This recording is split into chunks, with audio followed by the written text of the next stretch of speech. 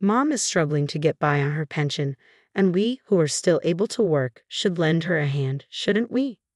During the discussion about inheritance following their father's passing, Billy, the second son, earnestly addresses his brother and sister-in-law. However, it appears his words didn't quite strike a chord with them. How about we consider that just because she's relying on her pension doesn't mean we're obligated to hand over our hard-earned money? Suggests Billy. Exactly. Is our mother-in-law expecting us to foot her bills? Adds his wife. Suddenly, the eldest son and his wife shoot me looks as though they've tasted something sour, a gaze not befitting of one's parents. Stop trying to sponge off us, it's becoming a nuisance. The pensioner should fend for herself, except for special occasions like weddings and funerals. Stay out of our affairs, they retort. Hey, that's enough, Billy interjects, but I find myself looking down, clenching my fists. Not only are they seemingly impatient for my husband's demise, but they're also griping about inheritance and have labeled me a freeloader. Perhaps I've raised Billy wrong. I can't endure it any longer.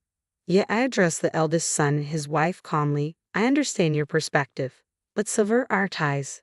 My name is Catherine, and I'm turning 65 this year. I live with my retired husband, who is kind and supportive. Together, we've raised 2 children. Dan, our eldest son, and Billy, our second. Recently, we've considered renovating our aging home, hoping to live with Dan and his wife, Rebecca, once the renovations are complete. When I broached the topic with Dan over the phone, his reluctance was palpable. Living together? Spare me. Rebecca won't like it either, he retorted. But if we're investing in renovations for our shared benefit, shouldn't it also accommodate their needs? However, from the other end of the line, I could almost hear Rebecca scoff. Living together? That's utterly impossible. I see. Let's just drop this conversation, I said, feeling the weight of the eldest son and his wife's usual superiority complex and cold demeanor. After I hung up, I relayed Dan and the others' sentiments to my husband, exactly as they were. He wore a somewhat lonely expression but spoke up cheerfully. Can't be helped. Let's focus on making the renovations for our comfort in old age. Following that decision, our home was remodeled to our liking, transformed into a barrier-free space. Several months later, scheduled for a meal with both our sons and their wives, Billy and Anne, our second son, arrived first. Anne, always considerate, handed me a hostess gift and immediately offered to help in the kitchen. Mother-in-law, you're always so good at cooking, she praised. Oh, thank you. I'm grateful for your help, Anne, I replied. As we chatted, the eldest son and his wife arrived, plopping heavily onto the sofa and demanding tea. Observing me preparing it, Rebecca and Dan grumbled impatiently. They have no consideration, Rebecca complained. Exactly, we're guests here. Hurry up, Dan added. Just as I was about to serve them, Billy approached Dan quietly from the side. Dan, can't you at least do that much by yourself? He whispered. Shut up, Dan snapped back. At Dan's harsh words, I sighed inwardly. Billy and Anne were kind, yet even they faced Dan's overbearing attitude. However, we had called both siblings together for an important discussion. As dinner commenced, Dan, eating grumpily, broke the silence. Hey Dad, since you called us here, you must have some business. Spit it out. My husband looked at me, and I nodded slightly. The truth is, it has been found that I have lung cancer. Billy and Anne showed genuine surprise, while the expressions of the eldest son and his wife remained unchanged. Dad, cancer. What's the current situation? Starting next week, I'll be hospitalized, I began, the weight of my words heavy in the air. They told me the cancer has spread all over my body, and I've got about 6 months left. That can't be. Well, dreadful news, Dan muttered, almost as if it were someone else's burden. Rebecca chimed in, you can't beat age, right? My uncle quickly passed away from stomach cancer too. Thoughtless words pricked at me, and I couldn't help but raise my voice. Would you two just stop it? I interjected. It's fine, but... My husband's gentle voice calmed me down as he turned his attention to his children. I want you guys to look after your mother after I'm gone. Of course, Dad, we'll take care of Mom, so don't worry, the second son and his wife assured us firmly. Yes, please think about your own health, father-in-law, they added. However, the eldest son and his wife seemed disengaged, absorbed in their cell phones, not seeming to register their father's words at all. As the meal concluded, everyone began to depart. Since the eldest son and his wife left quickly, I stepped outside to see off the second son and his wife. Mom, I know it's tough, but hang in there. We'll also help, of course. Please let us know anything. Billy expressed sincerely. Thank you, Billy, I replied softly, touched by his kindness. With that heartfelt conversation, I bid farewell to the second son and his wife. My husband opted for palliative care over surgery and chemotherapy, so he was admitted to a hospice the following week. I began visiting the hospice almost daily, with my second son and his wife driving me and assisting in my husband's care. However, no matter how much I reached out, the eldest son and his wife never made an appearance. Then, about 5 months later, my husband's condition took a turn for the worse. I called the eldest son and his wife, informing them that this might be the end. Reluctantly, they appeared, but Dan neither held his father's hand, nor uttered a word to him. Instead, they merely stared at my frail husband as though he were a repulsive sight. We've shown our faces, isn't that enough? We have matters to attend to, so we'll be leaving now, the elder couple announced abruptly, exiting the hospital room not even 10 minutes after their arrival. As soon as they left, I noticed Rebecca grabbing her jacket. Hastily, I rushed after them. Approaching the staircase leading to the hallway, I saw them descending slowly, engrossed in their conversation and oblivious to my presence. It really seems like Dad's time is near.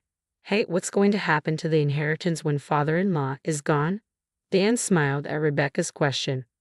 Dad was just a regular employee, but Mom and the rest have been living quite comfortably lately, haven't they? Maybe they've been investing in the stock market or something. We could probably expect a decent inheritance. Haha, Rebecca chuckled. Oh, I can't wait. I've been longing for an overseas trip. I also want to design my own handbag. All we can do now is wait for things to wrap up, Dan remarked.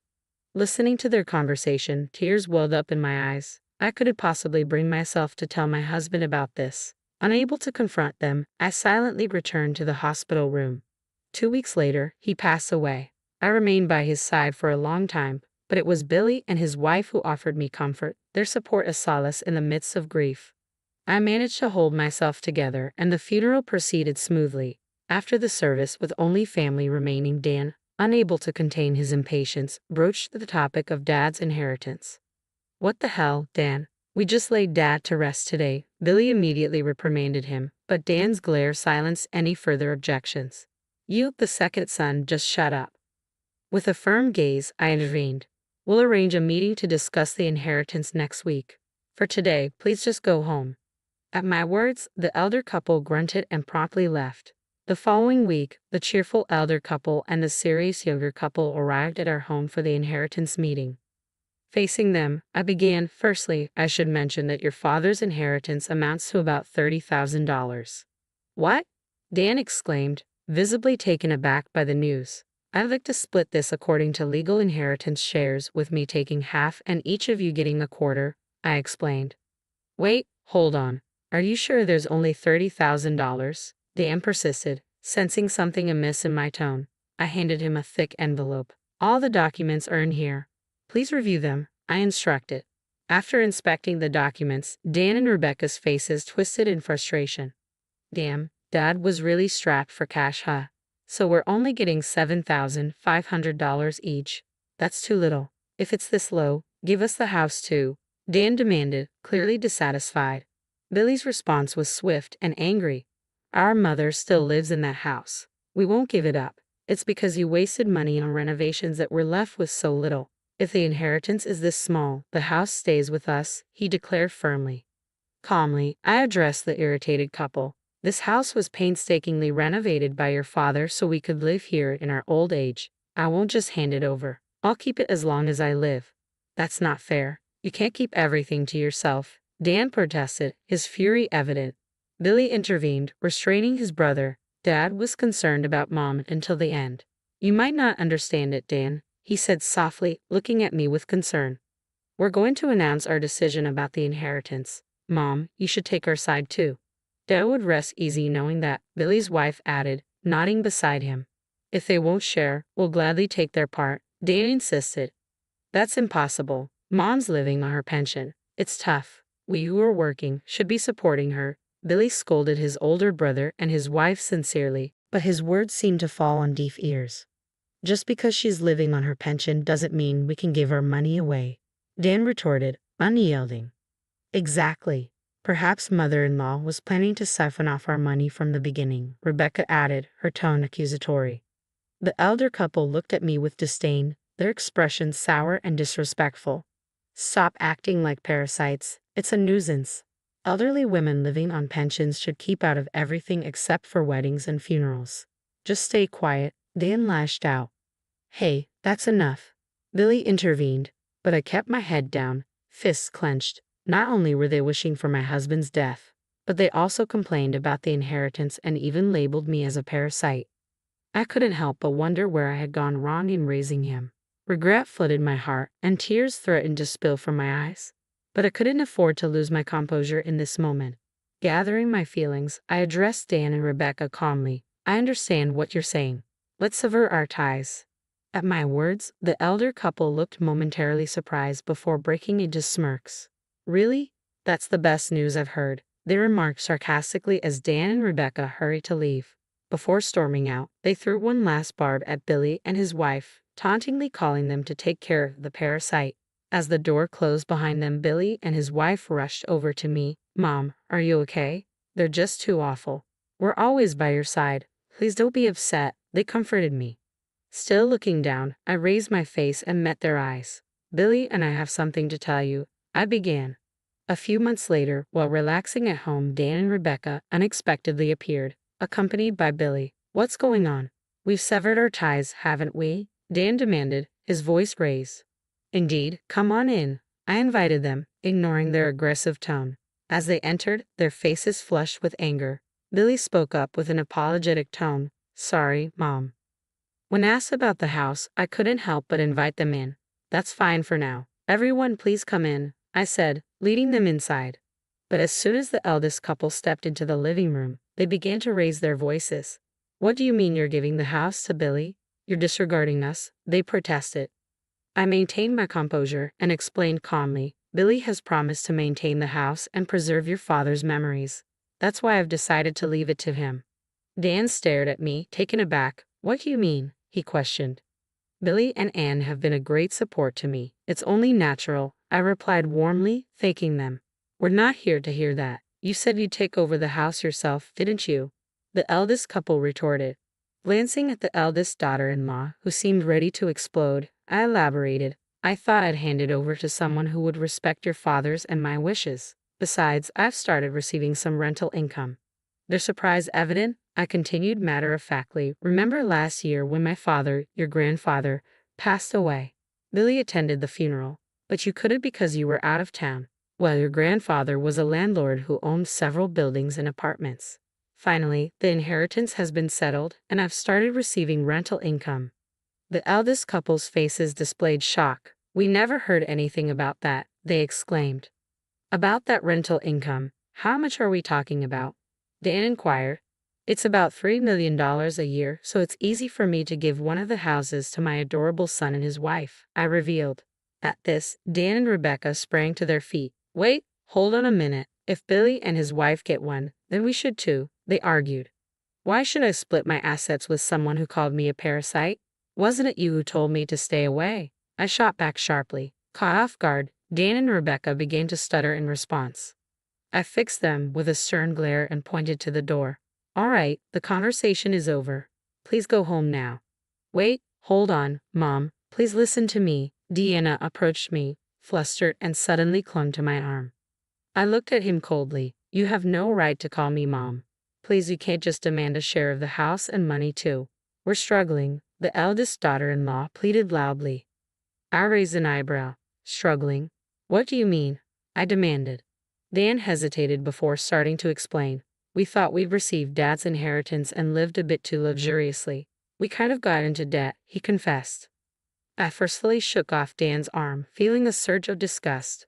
I didn't think you could be this stupid. This is the bed you've made, so you need to lie in it, Dan, I retorted sharply. That's just too cruel, the eldest couple protested, their faces crestfallen. I had the final say. From now on, I'll transfer my assets to Billy while I'm still alive. I won't give a penny to you who cut ties with me. Please never bother us again.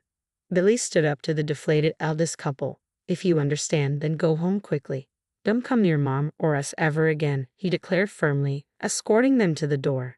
After that, the eldest couple apparently ended up going bankrupt from the debt they incurred.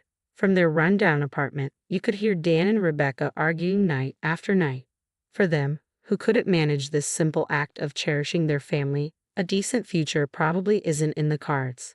As for me, since I passed the house on to Billy, I bought and moved into an apartment nearby that comes with caregiving services.